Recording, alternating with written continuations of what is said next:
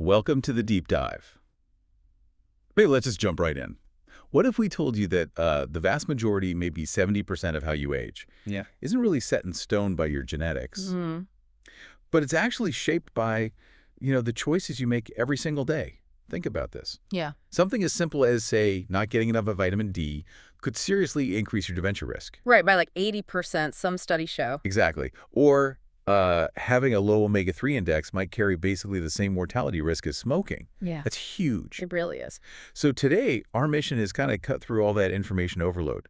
We want to give you precise, actionable knowledge, the kind that lets you not just be informed, but to actively, reduce your disease risk, feel better, have more energy Yeah. now and for decades to come. And what's fascinating there, I think, is the sheer amount of control you actually have over your own aging process. It makes me wonder, why aren't these simple, pretty powerful truths more widely known or acted upon? For too long, the story has been, aging is just this inevitable decline. It's all in our DNA.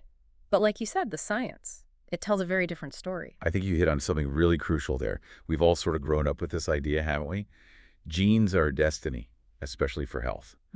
But saying 70%, maybe more, is down to lifestyle. Yeah. Well, that really flips the script. It does. It's just decline isn't like a given. It's absolutely not. And to really underscore that point, let's talk about something really basic, just not mooring enough. Yeah. We focus a lot on diseases like diabetes or heart conditions, right? But being sedentary, just chronic inactivity, it's increasingly seen as a disease in itself. It's actually been shown to increase the risk of early mortality more than known conditions like type 2 diabetes or cardiovascular disease or even habits like smoking. Wait, hold on. Just sitting too much is more dangerous than, say, having diabetes Yeah. or even smoking. That's a Yeah. pretty bold claim. What's the evidence for that? It sounds counterintuitive, doesn't it?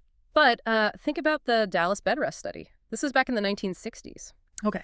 Researchers took 5 healthy young college guys, put them on strict bed rest for just 3 weeks. Like they couldn't even get up to use the bathroom. Wow. Then they re-examined those same men 30 years later, and what they found was just astonishing. Those 3 weeks of doing nothing caused a greater decline in their cardiorespiratory fitness than 3 decades of natural aging. Okay, that study just makes you want to stand up right now. It almost sounds too impactful, So if we really take this idea of choice seriously, what kind of difference are we talking about? Like in the real world for someone's life? Okay, let's paint a picture. Yeah. Imagine 2 people. Let's call them Steve A and Steve B. Yeah. Steve A makes these scientifically informed choices consistently. Right.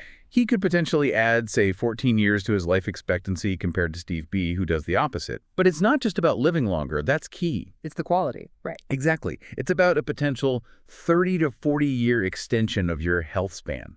That's the time you spend free of disease, sharp, independent. Steve A might be, I don't know, surfing at 90. While Steve B's quality of life might really start to dip, maybe even in his 40s or 50s, this isn't just theory. It directly impacts how vibrantly you live for potentially decades longer. That's such a powerful contrast, and it really brings home the actionable side of this. So let's zoom in. Exercise.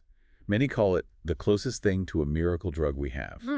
It really is. We talked about what it does for lifespan, but let's get into the how. Yeah. You're saying it's not just feeling good, it's literally reshaping your brain and heart. Absolutely.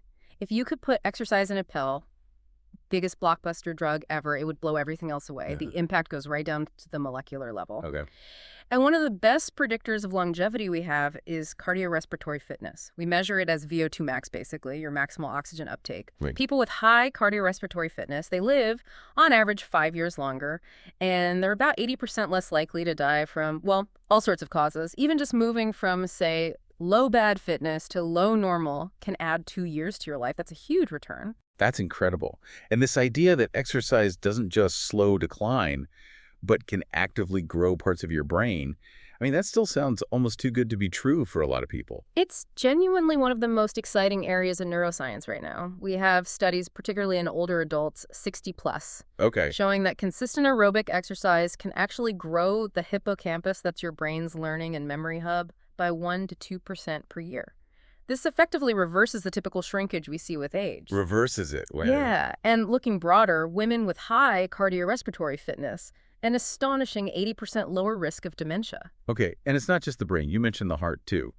Actual rejuvenation. Yes, There's research showing a 2-year progressive exercise routine, and this included high-intensity interval training, or HIT. Mm-hmm. It made 50-year-olds' hearts look structurally like 30-year-olds' hearts. It reversed about 20 years of that age-related stiffness and shrinkage. So yeah, profound changes. So what kind of exercise are we talking about?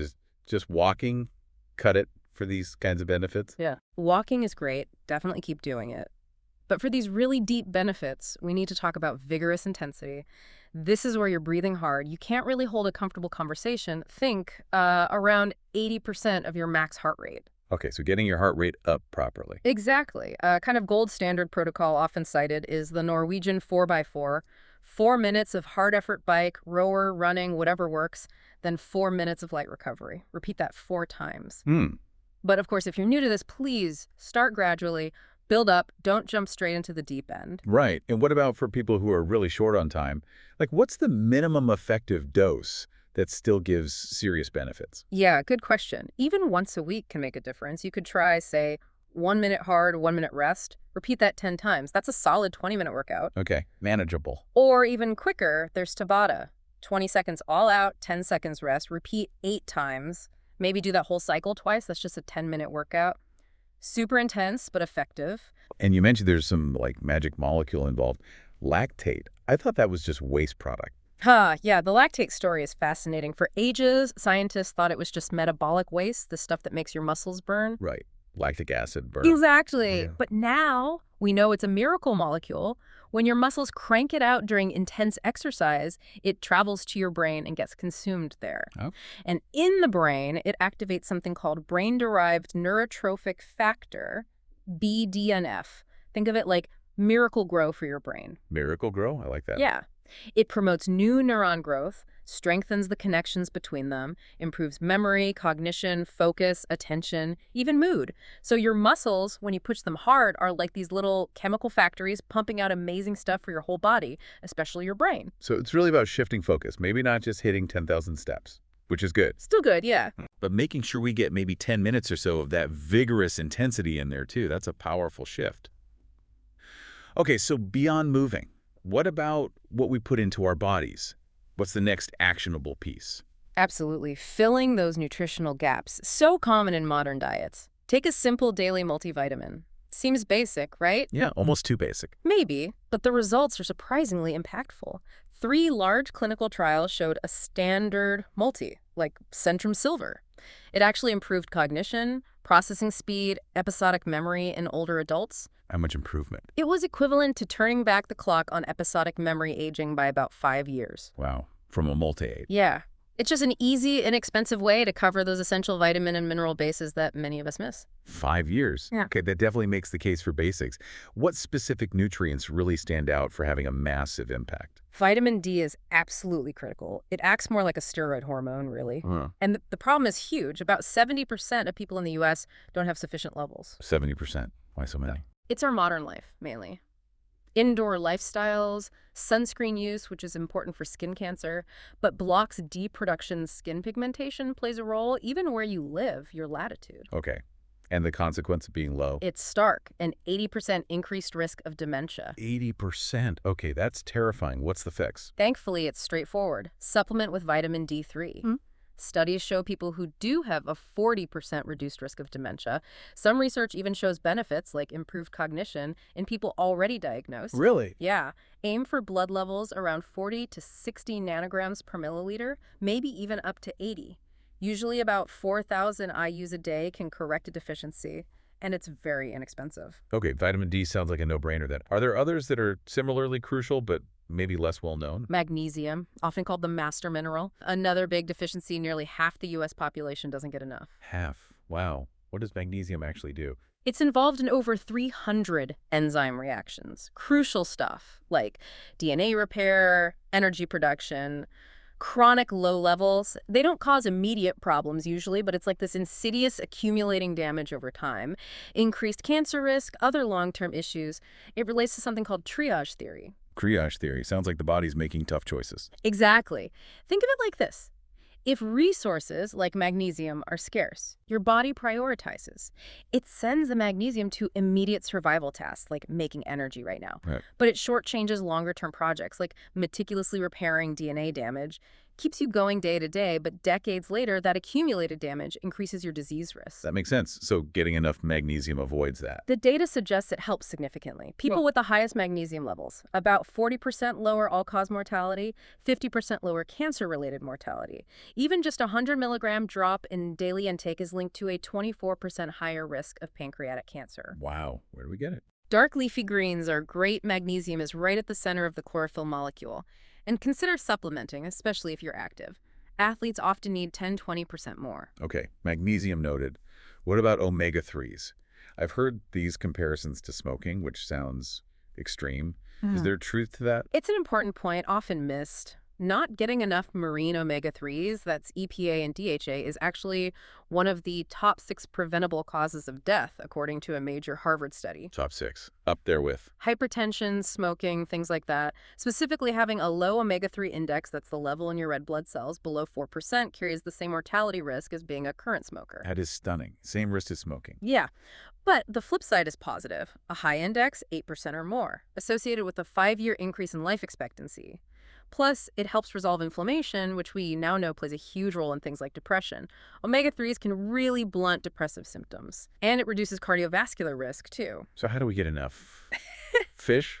Fatty fish, like salmon, is great. Or supplement with about 1 to 2 grams of purified fish oil daily. Purification is key if you're worried about mercury or microplastics in some fish. Okay, that smoking comparison really hammers it home. Now, creatine still feels like a gym supplement to many. What's the new thinking? You're right, it had that rep, but the research now is highlighting huge brain benefits. Your brain uses a ton of energy, right? Creatine helps it make that energy faster, especially when you're stressed, lack of sleep, heavy mental load, even depression. Faster energy for the brain. How much difference does it make? The studies are pretty astonishing. Get this, 25 to 30 grams of creatine. It can completely wipe out the cognitive deficits from 21 hours of sleep deprivation. People perform better than when they were well rested. Better than rested. Seriously? Yeah. It can also help with that mid-afternoon slump, and maybe even reduce how much sleep you feel you need. That sounds like a superpower for modern life. What's the dose for brain benefits, not just muscles? Good question. 5 grams a day is great for muscles, but around 10 grams a day seems better for getting enough into the brain. For those really acute situations, like pulling an all-nighter or a super demanding project, 20–30 grams is suggested. And it's especially good for vegans. Yes, because it's mostly found in animal products, so supplementation can make a big difference for vegans and vegetarians. And there's even newer research hinting at reduced cancer risk. Plus, those old myths about hair loss. Not really backed by strong evidence. A recent trial found no difference.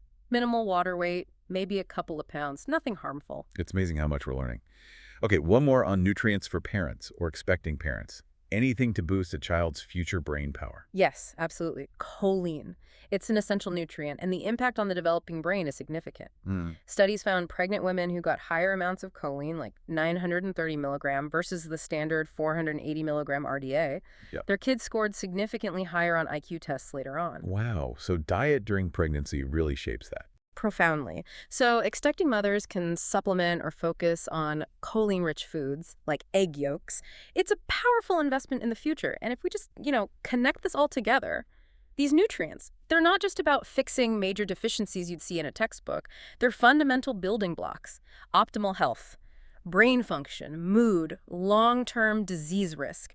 Often with impacts as big as, like we said, smoking. It's really foundational. Okay, so we've got movement, we've got targeted nutrients, massive levers we can pull, but our choices go further. Into dietary strategies, our environment, what's next? Right. Let's talk keto and fasting.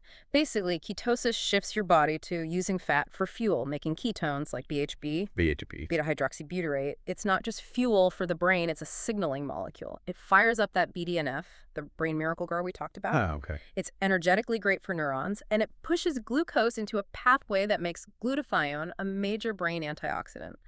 Plus, of course, keto diets often lead to pretty significant fat loss. So if someone's curious, what are the practical ways to try this? You could go for a low-carb or keto approach. Just make sure you're still getting lots of leafy greens for fiber and micronutrients. Fasting is another route. Time-restricted eating is popular eating in maybe an 8 or 10-hour window, fasting 14, 16 hours. That helps induce ketosis. Yeah, and it activates autophagy, your cell cleanup crew. Fasting 12 plus hours usually depletes liver glycogen, starts the fat burning. Combine fasting with exercise, you can really supercharge that autophagy. Just really important, get enough protein and do resistance training if you fast so you don't lose muscle. Makes sense. Oh, Okay, beyond adding things like ketones, what about subtracting? What's a big one to cut out? refined sugar, it's just gotta go. Or be drastically reduced.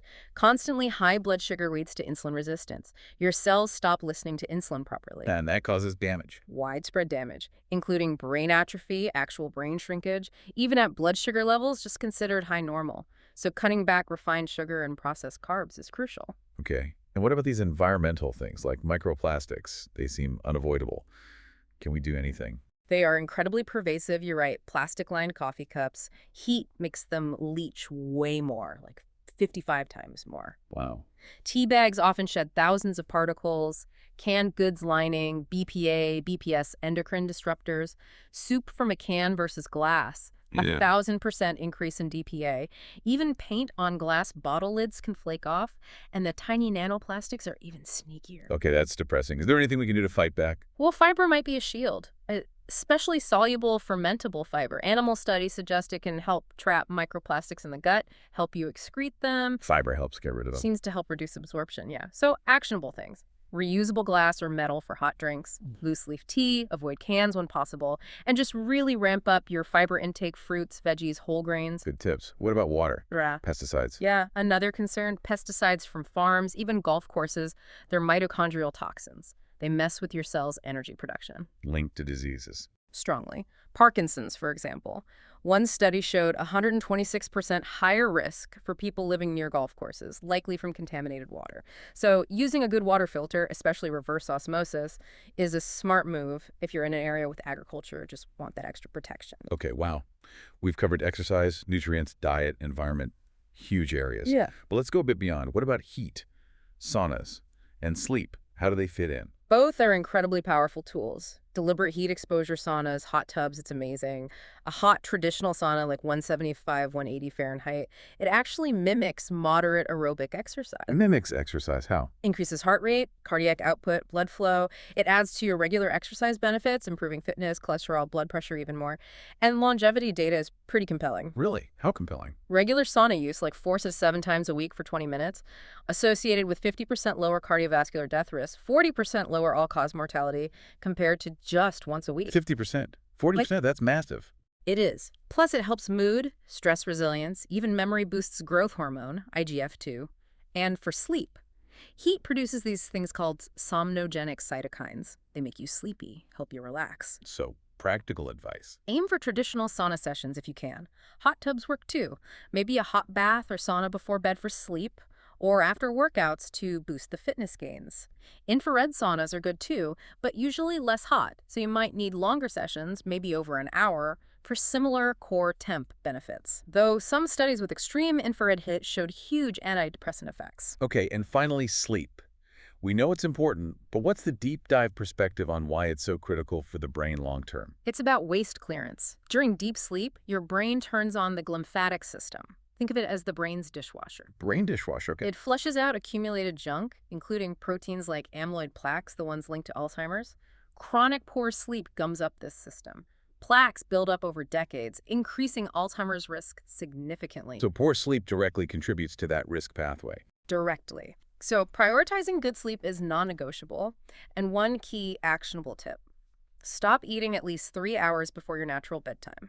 Why 3 hours? Eating late messes with blood sugar melatonin actually inhibits insulin release, and your digestive system stays active, which fragments your sleep even if you don't realize it.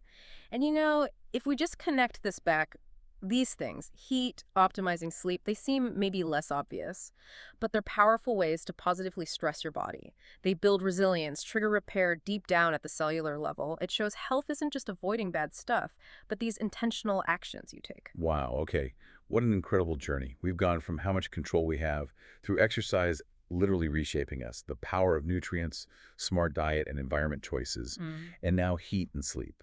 It really feels like we have this amazing toolkit. Yeah, this whole deep dive, it really shows that longevity, that health span, it's not just about dodging bullets. It's about actively doing things, intentionally introducing these positive inputs.